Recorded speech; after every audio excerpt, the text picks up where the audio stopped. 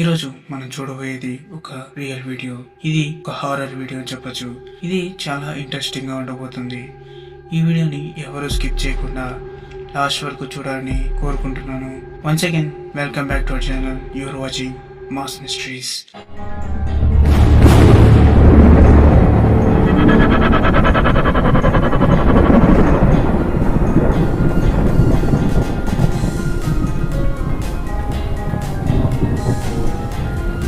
ఇతని పేరు సునీల్. ఇతను హైదరాబాద్లో జాబ్ చేస్తూ ఉంటారు. ఇతని సొంత ఊరు వచ్చేసి గుంటూరు దగ్గర ఒక విలేజ్. సునీల్ గురించి చెప్పాలంటే చాలా జాలీ పర్సన్. అతను అందరితో సింపుల్గా కలిసిపోతారు. సో ఇలా తన జీవితం వెళ్తూ ఉండగా సడన్గా ఒకరోజు ఒక ఫెస్టివల్ కారణంగా తన ఆఫీస్లో ఒక 15 days లీవ్ దొరికింది. అలా లీవ్ దొరకడంతో సునీల్ తన సొంత ఊరికి వెళ్ళారు. అలా సొంత ఊరికి వెళ్ళి ఒక 15 daysలో తిరిగి మళ్ళీ హైదరాబాద్ కి వచ్చేసారు. ఇలా వచ్చిన సునీల్ చాలా డిప్రెస్డ్ గా ఉన్నారు. తన ఆఫీస్ వాళ్ళందరూ సునీల్ ఎప్పుడు ఇలా డల్ గా ఉండరు, ఎందుకు ఇలా డిప్రెస్డ్ అయ్యారని అనుకున్నారు. ఆ తర్వాత కొద్ది రోజులు సునీల్ బిహేవియర్ చాలా చేంజెస్ వచ్చాయి. అయితే సునీల్ ఒకరోజు తన ఆఫీస్ వర్క్ మొత్తం పూర్తి చేసుకుని నైట్ ఒక 8 o'clock ఇంటికి తిరిగి వచ్చారు. అలా తిరిగి రాగానే సునీల్ ఇల్లు ఎలాగుంటుందంటే ఒక హాల్, ఒక బెడ్రూమ్, ఒక కిచెన్. హాల్లోకి వెళ్తేనే మిగతా రూమ్స్ లోకి వెళ్ళగలం. అలా సునీల్ డోర్ ఓపెన్ చేసి లోపలికి వెళ్ళగానే హాల్ మొత్తం చిందరవందరగా ఎవరో వచ్చి వస్తువులన్నీ పలక్కొట్టినట్టు కింద పడిపోయి ఉన్నాయి. ఆ తర్వాత సునీల్కి ఒక డౌట్ వచ్చింది. దొంగలు ఎవరైనా ఇంట్లోకి వచ్చారా అని మొత్తం చెక్ చేశాడు. అలా చెక్ చేస్తూ ఉండగా నెక్స్ట్ వంటగదిలోకి వెళ్ళాడు. అక్కడ కూడా ఇలాగే అయ్యింది. దొంగలైతే వంటగదిలోకి ఎందుకు వస్తారు అనే డౌట్ వచ్చింది. సునీల్ డైరెక్ట్ గా ఇక బెడ్రూమ్ లోకి వెళ్ళాడు. అలా సునీల్ బెడ్రూమ్ లోకి వెళ్ళంగానే బెడ్ కింద నుంచి ఏదో శబ్దం వస్తుంది. అలా ఏదో శబ్దం వస్తుంది ఏంటి అని సునీల్ బెడ్ కిందకి వంగి చూశాడు. అప్పుడు సడన్ గా తన మీదకి ఒక నల్ల పిల్లి దూకి బయటికి వెళ్ళిపోయింది. అప్పుడు సునీల్ కి ఒక పిల్లే ఇదంతా చేసిందని అనుకున్నాడు. ఆ రోజు నుంచే సునీల్ కి చాలా అమానుష్యంగా జరగడం స్టార్ట్ అయింది. అయితే సునీల్ కి తెలియలేదు ఒక భయంకరమైన సంఘటన అతని కోసం వేచి ఉందని. కింద పడిన సామాన్లన్నీ తీసి సర్ది పెట్టేసి సరిగ్గా ఒక 10:30కి పడుకోవడం స్టార్ట్ చేశారు.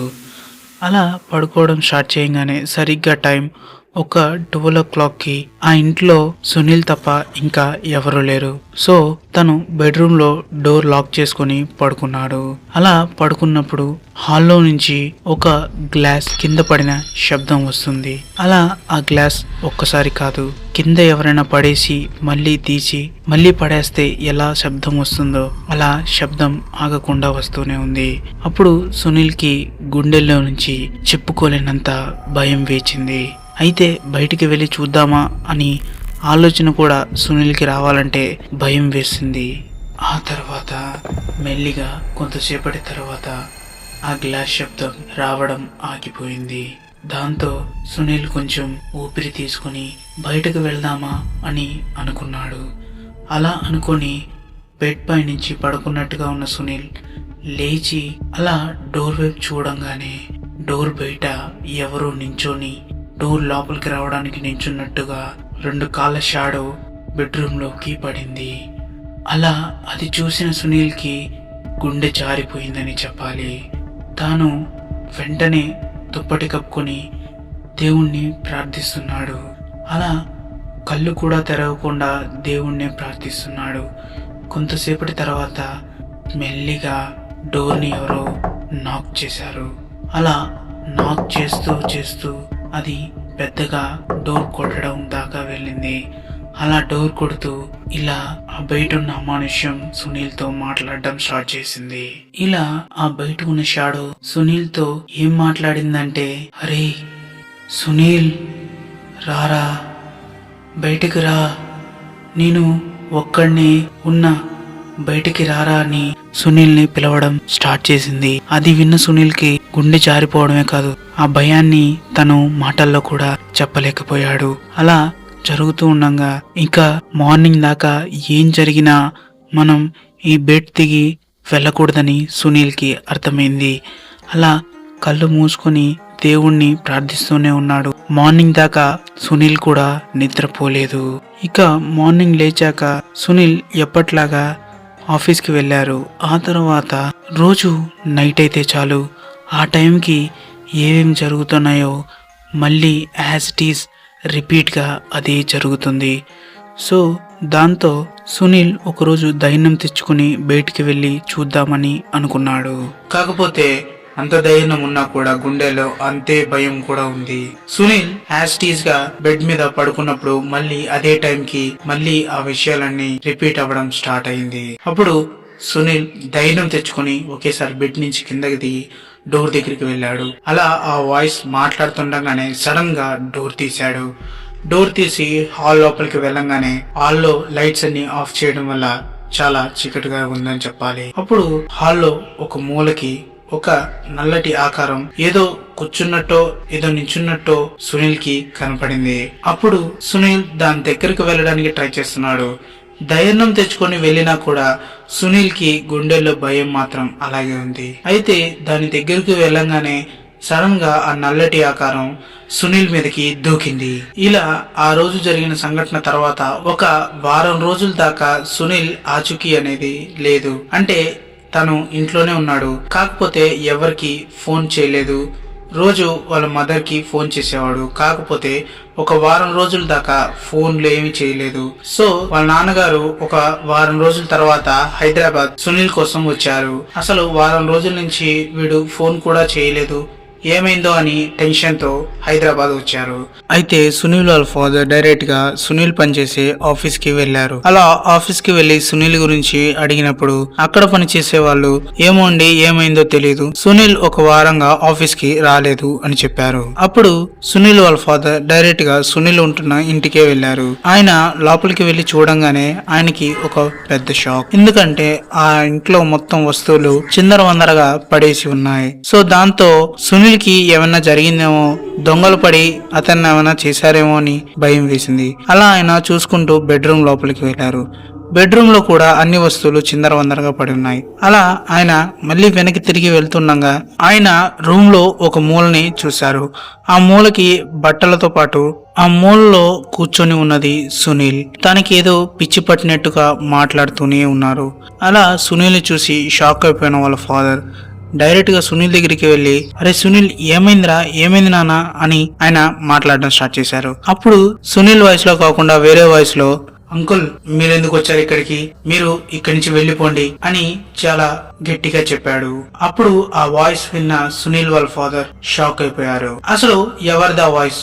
ఆ వాయిస్ విని సునీల్ కూడా ఎందుకు షాక్ అయ్యారు, ఆ విషయం తెలుసుకుందామండి. ఆ వాయిస్ ఎవరిదంటే సునీల్ వాళ్ళ ఫ్రెండ్ది. సునీల్ వాళ్ళ ఫ్రెండ్ అంటే నార్మల్ ఫ్రెండ్ కాదు, చిన్న వయసు నుంచి వాళ్ళిద్దరూ కలిసే ఉన్నారు. ఆ ఊర్లో స్నేహితులు అనే మాట వస్తే వీళ్ళిద్దరిని చూపిస్తారు. అంత స్ట్రాంగ్ ఫ్రెండ్షిప్ ఉండేది. సో ఆయన ఎలా చనిపోయాడంటే, స్టార్టింగ్ లో ఒక 15 రోజులు సునీల్ కి సెలవు వచ్చిందని ఊరికి వెళ్ళాడని చెప్పాను కదా, ఆ టైంలోనే ఈయన చనిపోయాడు. ఆయన ఎలా చనిపోయాడంటే, వీళ్ళ ఫ్రెండ్స్ అందరూ చాలా రోజుల తర్వాత కలవడం వల్ల ఒక 7-8 మంది ఫ్రెండ్స్ అందరూ కలిసి ఆ ఊరిలో ఉన్న ఒక నూతిలోకి స్నానం చేయడానికి వెళ్ళారు. అలా స్నానం చేయడానికి అందరూ వెళ్ళగానే సునీల్ వాళ్ళ ఫ్రెండ్ మాత్రం ఆయనకి ఈత రాదన్న కారణంతో ఆయన పైనే కూర్చొని ఉన్నాడు. సో దాంతో మిగతా ఫ్రెండ్స్ అందరూ జాలీగా ఈత కొడుతూ ఆడుకుంటూ ఉన్నారు.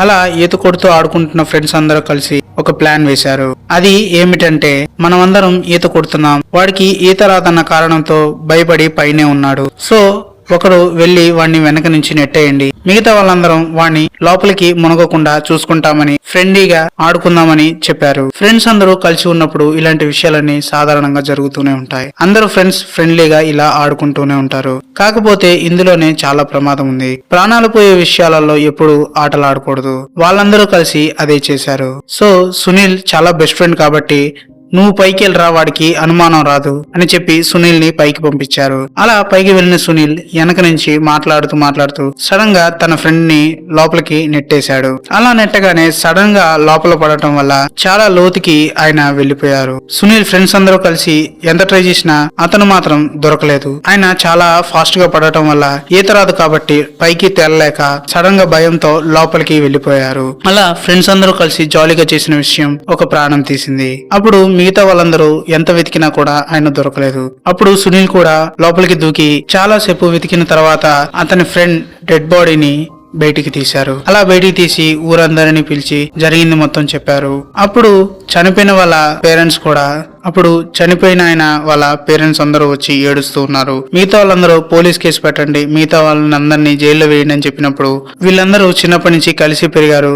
సో దాంతో వీళ్ళ మీద కోపం లేకుండా వాళ్ళు కూడా వదిలేశారు. సో అలాగే ఉంటే సునీల్ ఆ ఊర్లోనే ఉంటే అదే ఆలోచిస్తూ ఉంటారనే సెలవులు అయిపోగానే వెంటనే వర్క్ కోసం హైదరాబాద్ కి పంపించేశారు. ఇప్పుడు మీ అందరికి ఒక డౌట్ రావచ్చు, సునీల్ నెట్టేయడం వల్లే ఆయన చనిపోయాడు కాబట్టి సునీల్ ని ఆయన ఏడిపిస్తున్నాడని మీకు డౌట్ వస్తే అదే రాంగ్. కాకపోతే ఆయన్ని ఈయన ఆవహించడానికి కారణం ఏంటంటే అది తర్వాత చెప్తాను. ఇప్పుడు అలా ఆ వాయిస్ విన్న సునీల్ వాళ్ళ ఫాదర్ సడన్ గా ఆ వాయిస్ విని ఎవరో గుర్తుపట్టేశారు. ఎందుకంటే చిన్నప్పటి నుంచి తన కొడుకుతో స్నేహం చేసిన ఫ్రెండ్ వాయిస్ తన తండ్రి గుర్తుపట్టలేడా.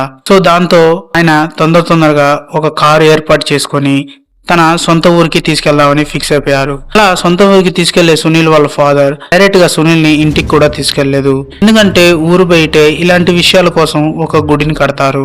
ఊరి బయట ఒక గుడి, ఊరి లోపల ఒక గుడి అని అలా పెట్టుకుంటారు. సో మిగతా వాళ్ళ ఫ్యామిలీ మెంబర్స్ కూడా విషయం చెప్పేసి డైరెక్ట్ గా గుడి కాడికే రమ్మని చెప్పారు. సో అందరూ అలా గుడికి వచ్చారు. ఆయన కూడా సునీల్ ని తీసుకుని డైరెక్ట్ గా గుడి దగ్గరికి వచ్చారు. అంతసేపు కారులో సైలెంట్ గా ఉన్న సునీల్ గుడి దగ్గరికి రాగానే సడన్ గా ఆయన అరవడం స్టార్ట్ చేశాడు. కారు రన్నింగ్ లో ఉన్నప్పుడే డోర్ తీసి దూకడానికి ట్రై చేస్తున్నారు. అప్పుడు సునీల్ వాళ్ళ ఫాదర్ డ్రైవర్ తో కార్ ఎక్కడ ఆపకుండా డైరెక్ట్ గా గుడి లోపలికి తీసుకెళ్ళండి అని చెప్పారు. అప్పుడు ఆ కారు డ్రైవర్ ఫాస్ట్ గా ఆ గుడి లోపలికి తీసుకెళ్లి వేసేశారు. అప్పుడు ఆ గుడి పూజారి డైరెక్ట్ గా కార్ దగ్గరికి వచ్చి తన చేతిలో ఉన్న విభూతి చేసి సునీల్ మీద చల్లాడు. అప్పుడు సునీల్ పిచ్చిగా అరవడం స్టార్ట్ చేశాడు. ఆ తర్వాత సునీల్ ని ఒక పూజ కోసం సెట్ చేసిన ముగ్గులోకి తీసుకెళ్లి కూర్చోబెట్టారు. అలా కూర్చోబెట్టంగానే తను ఎవరనేది ఏంటనేది మొత్తం వీళ్ళందరికీ చెప్పేశాడు. ఆ తర్వాత ఇతను నీ బెస్ట్ ఫ్రెండ్ కదా, ఏదో సరదా కోసం జరిగిన విషయంలో నీ ప్రాణం పోయింది, అది క్షమించలేనిదే, కాకపోతే అది జరిగిపోయింది. ఇప్పుడు దాని వల్ల నీ ఫ్రెండ్ ని నువ్వే బాధపడతాం న్యాయమా అని ఆ పూజారి అడిగాడు. అప్పుడు సునీల్ ఒంట్లో ఉన్న వాళ్ళ బెస్ట్ ఫ్రెండ్ ఆత్మ ఏం చెప్పిందంటే, సునీల్ నన్ను తోశాడు కాబట్టి నేను ఇతన్ని ఆహ్వానించి చంపేద్దాం అనుకుంటున్నానని మీరు అనుకుంటున్నారా? నేను వీడి బెస్ట్ ఫ్రెండ్, వీడంటే నాకు చాలా ఇష్టం. వీడి చేతితో నన్ను చంపేసినా కూడా నాకు వీడి మీద కోపం లేదు. మేము ముందే ఒక మాట చెప్పుకున్నాం, మా ఇద్దరిట్లో ఎవరు ముందు చనిపోతారో ఆ చనిపోయిన వాళ్ళు బతికిన వాడిని చంపేయాలని మేము అనుకున్నాం. కానీ అప్పుడు మేము సరదాకి అనుకున్నాం, కానీ నేను ఇప్పుడు అదే చేస్తున్నా. ఎందుకంటే నేను ఒక్కడనే ఉండలేకపోతున్నా. వీడిని తీసుకుని వెళ్ళి మేమిద్దరం హ్యాపీగా ఉంటామని ఆత్మ చెప్పింది. ఇది విన్న పూజారికి అసలు ఏం చేయాలో అర్థం కాలేదు. ఇది చూసిన పూజారి ఎన్ని పూజలు చేసినా ఎంత నచ్చ చెప్పినా సునీల్ వాళ్ళ ఫ్రెండ్ మాత్రం ఏమీ వినిపించకుండా నేను వీడిని చంపేసి నేను వీడిని తీసుకెళ్లిపోతాను, వీడు నేను కలిసి బతికాం, ఇప్పుడు కూడా కలిసే ఉంటామని చెప్పాడు. అప్పుడు సునీల్ వాళ్ళ ఫాదర్ సునీల్ కాళ్ళ మీద పడి ఏడుస్తూ మొరపెట్టుకున్నాడు. నాకంటే నీకే వాడు బాగా తెలుసు కదా, మీ ఇద్దరు స్నేహం చేసేటప్పుడు నాకు నా కొడుకు మీద కన్నా నీ మీదే నమ్మకం ఎక్కువగా ఉండేది, నువ్వే ఇప్పుడు ఇలా చేస్తే ఎలారా అని అడిగాడు. ఆ తర్వాత సునీల్ వాళ్ళ మదర్ చూసి, నువ్వు నాకు సునీల్ ఎలాగో నువ్వు కూడా అలాగే కదరా, నువ్వెలాగో దూరం అయిపోయావు, ఇప్పుడు సునీల్ ని కూడా దూరం చేస్తావా, నేనెలా బతకగలను అని ఏడుస్తూ అడిగింది. సో దాంతో అంతసేపు కోపంగా మాట్లాడిన సునీల్ వాళ్ళ ఫ్రెండ్ ఆత్మ ఇప్పుడు శాంతించి ఏడవడం మొదలుపెట్టింది. సునీల్ ఒంట్లో ఉన్న ఆత్మ ఏమడిగిందంటే, వీడిని నేను డిస్టర్బ్ చేయను, కాకపోతే వీడు నేను చిన్నప్పటి నుంచే కలిసే తిరిగాం, ఇప్పుడు చనిపోయినంత మాత్రాన వీడిని నేను వదిలిపెట్టి వెళ్ళలేను, నేను వీడి ఒంట్లోకి అయితే రాను, కాకపోతే వీడి చుట్టుపక్కలే ఉంటాను, నాకు పర్మిషన్ ఇవ్వండి అని అడిగింది. సో దాంతో ఆ పూజారి చూసి, ఇవి వేరే ఆత్మలాగైతే కాదు, మీ అబ్బాయితో చిన్నప్పటి నుంచి కలిసి ఉన్నవాడు, సో వీడు మీ అబ్బాయి ప్రాణాలకి ఎప్పుడు హాని తేడు అని చెప్పి సునీల్ వాళ్ళ మదర్ ఫాదర్ ని కూడా నచ్చ చెప్పాడు. ఆ తర్వాత ఇప్పటికి కూడా ఆ ఆత్మ సునీల్ పక్కనే తిరుగుతూ ఉంటుందని, అప్పుడప్పుడు ప్రెజెన్స్ ఉంటుందని సునీల్ వాళ్ళ ఫాదర్ మదర్ చెప్తూ వచ్చారు. ఈ స్టోరీ మాకు వాళ్ళకి తెలిసిన వాళ్ళ ద్వారా మాకు తెలిసింది. ఈ స్టోరీ గురించి మీరేమనుకుంటున్నారో కామెంట్ రూపంలో తెలియజేయండి. మీరు మా ఛానల్ కి కొత్త అయితే సబ్స్క్రైబ్ చేసుకుని బెల్ ఐకాన్ ఆన్ లో పెట్టుకుని మీ సపోర్ట్ ని మాకు తెలియజేయండి. I'm your Venkat signing off.